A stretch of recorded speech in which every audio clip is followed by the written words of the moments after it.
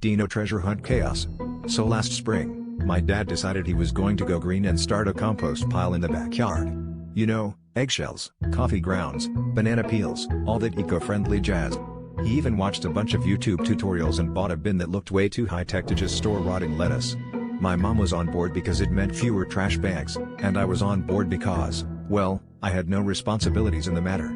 The only one who seemed truly fascinated by the pile was my little brother, Max, who is 7 and believes every backyard activity is an elaborate quest for hidden pirate loot.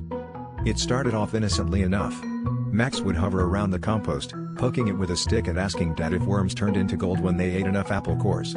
Dad, in his infinite patience, explained the magic of decomposition, but Max's eyes glazed over at the word microorganisms.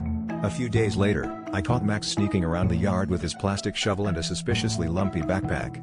I figured he was just burying the remains of his snack or that weird army of action figures he's always losing, so I didn't think much of it. In hindsight, this was my first mistake. Fast forward 2 months, and Dad's all excited to harvest his first batch of compost to fertilize the tomato plants.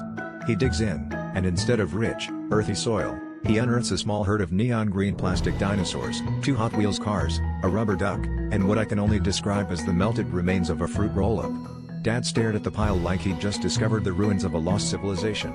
Max, meanwhile, was ecstatic.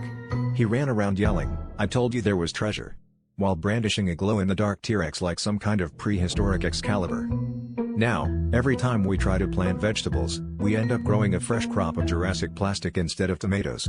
Neighbors come over for homegrown produce, and we hand them a handful of tiny Triceratops.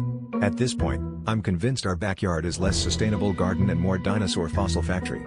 Honestly, Dad's compost pile is the only place where you can dig up a Stegosaurus and call it organic material. I guess you could say we've got a real dinosaur patch.